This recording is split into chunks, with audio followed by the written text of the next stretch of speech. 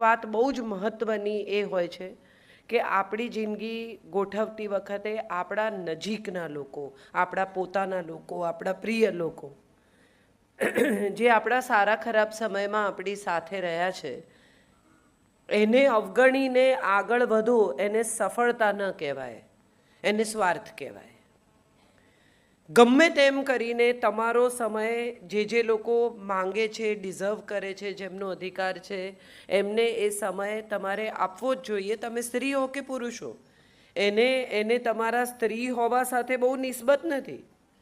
સ્ત્રી હોય એટલે એણે સમય આપવો જોઈએ, અને પુરુષ હોય તો બિઝી હોય એટલે ન આવે, એવી વાત મારે કરવી જ નથી. હું તો સાદી વાત એટલી કરું કે તમારા પરિવારને તમારા સમયની જરૂર હોય જ છે. અને તમે મુકેશ અંબાણી હો કે તમે સાદા લારી ખેંચતા માણસ હો કે સાદી એક કરિયાણાની દુકાન ચલાવતા હો, તમારા પરિવારને તમારે સમય આપવો જોઈએ, કારણ કે તમારો પરિવાર તમારી રાહ જુએ છે. ગઈકાલે મેં એ લોકોને એમ કહેલું કે હું નથી આવવાની, એટલે એ લોકોએ સ્વીકારી જ લીધેલું કે હું નહીં આવું. પણ મેં જ્યારે ના પાડી હતી ત્યારે પણ મને ખબર હતી કે હું સરપ્રાઈઝ આપવાની છું. અને એ લોકો બધા મજા કરતા હતા. ત્યારે જે રેસ્ટોરન્ટમાં હતા ત્યાં હું પહોંચી ગઈ અને એટલું બધું આનંદનું મજાનું વાતાવરણ થઈ ગયું. અરે તું ક્યાંથી આવી ગઈ, આમ તેમ. સો આઈ ઓલવેઝ ફીલ કે આપણે જે લોકો આપણને ચાહે છે, જે લોકો આપણા છે, એને માટે જે માણસ સમય નથી કાઢી શકતો એની સફળતા કોઈ કામની જ નથી. એકલો માણસ ક્યાં પહોંચી શકે, શું કરી શકે? તમને એક મજાની બહુ રસપ્રદ વાત કહું. કોઈ પણ વસ્તુ આપણે કાયમ માટે, હંમેશ માટે સાચવવી છે, પણ તમે વિચારી જુઓ કે કુદરત પણ કશું હંમેશ માટે નથી સાચવતી. એ પણ ફૂલ સવારે ખેરવી નાખે છે, નવા ઉગાડે છે.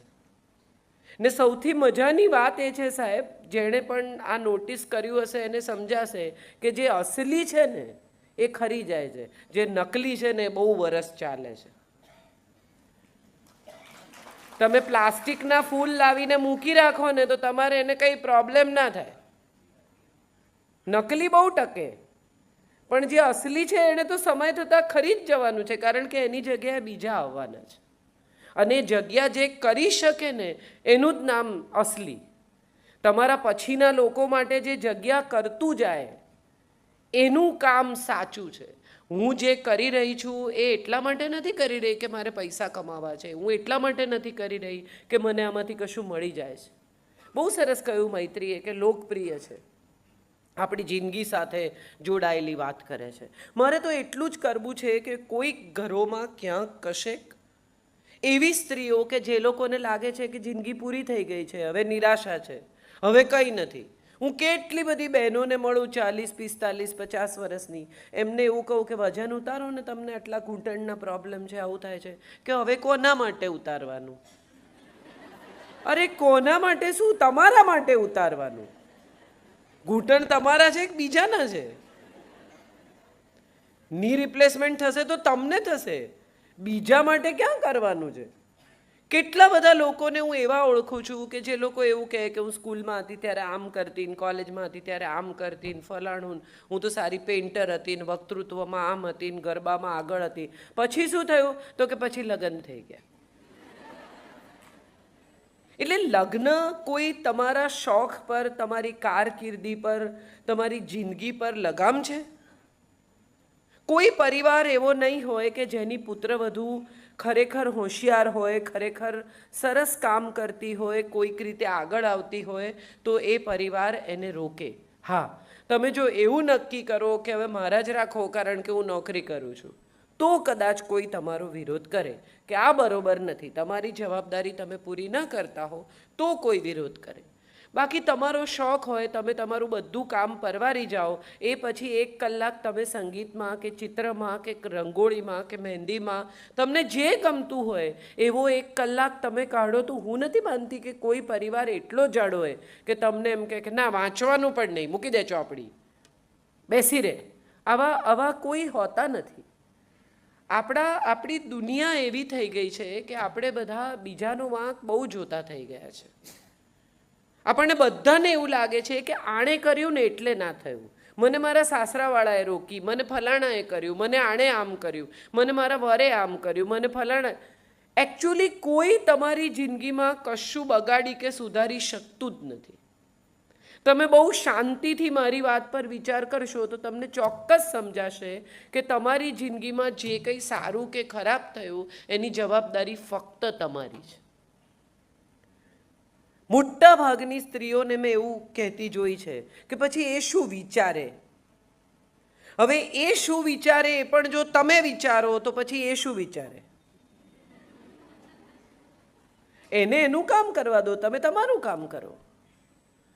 કશુંક સારું કરવાની શરૂઆત આવી જ રીતે થાય. આ મૈત્રી અને કેટલી નાની નાની દીકરીઓ છે.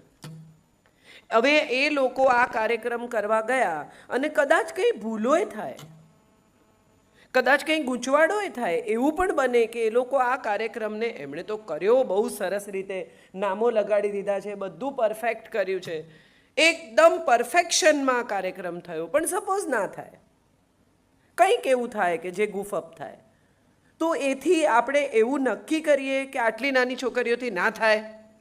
અમે તો તમને પહેલાં જ કહેલું, આ બધી મગજમારી રહેવા દો. કે આપણે એમ કહીએ કે કંઈ વાંધો નહીં દીકરા, બીજી વાર બેટર કરજે.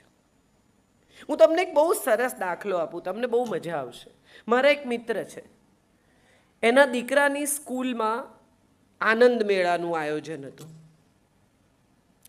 તો આનંદ મેળો હતો એટલે બધા છોકરાઓએ પોતાના સ્ટોલ લગાડવાના. એટલે એનો દીકરો આવ્યો ને એણે કહ્યું કે ભાઈ મારે સ્ટોલ કરવો છે. એટલે 13 વર્ષનો દીકરો ને એનો મિત્ર 14 વર્ષનો ને બીજો એક છોકરો 13 વર્ષના, 3 જણા સ્ટોલ લગાડવા. એટલે અમે બધા હસતા હતા કે તમે શું કરશો, તને આવડે જ શું, તું ઘરમાં તારી ચાદર વાળતો નથી, તું આટલો સવારથી સાંજ સુધી આનંદ મેળામાં શું કરીશ, ઊભો રહીને લોકોને આપવાનું, પૈસા લેવાના, કેટલું કામ હોય છે, તું ઘરમાં કંઈ નથી કરતો. એટલે કે ના મારે કરવું જ છે. કીધું કંઈ નહીં, ચલો sandwich is a good idea, તમે લોકો સેન્ડવિચનો સ્ટોલ કરો. એટલે બધું માથાકૂટ કરીને આમ તેમ. પછી એના ફાધર બહુ સરસ માણસ છે, એજ્યુકેશનમાં છે, એટલે એમણે એમ કહ્યું કે તને કોઈ મદદ નહીં કરે, તારે બધું જાતે કરવાનું.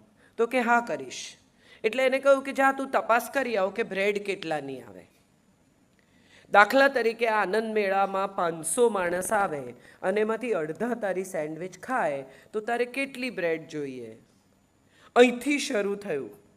બ્રેડ, ચટણી, કોથમીરનો ભાવ શું, ફલાણાનું આમ શું, સાઈડ કાપેલી બ્રેડના કેટલા, નહીં કાપેલી બ્રેડના કેટલા, તમે ઘરે લાવીને કાપો તો કેટલી મહેનત પડે. ધીરે ધીરે ધીરે ધીરે ધીરે ધીરે એણે આ બધું ગોઠવ્યું.